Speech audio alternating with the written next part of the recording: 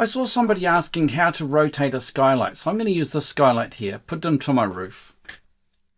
And let's make that into a skylight. So let's edit the skylight. So there's my skylight. But what I really want is I want that skylight to be rotated 90 degrees.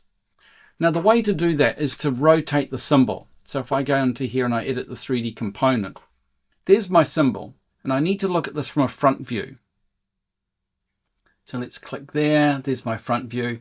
Now, if I rotate this in a front view and just make sure it's orthogonal. Cool. So I've got my skylight selected. Let's rotate that 90 degrees, exit the symbol.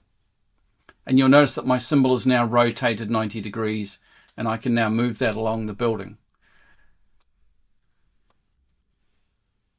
And there's my skylight rotated. So that's the trick. You've got to rotate the 3D component and you've got to rotate it in a front view and turn it round. Hey, thanks for watching. Don't forget to give me a thumbs up. Hit the subscribe button. It really helps people to find these movies and become a member of my community. Link in the description. See ya.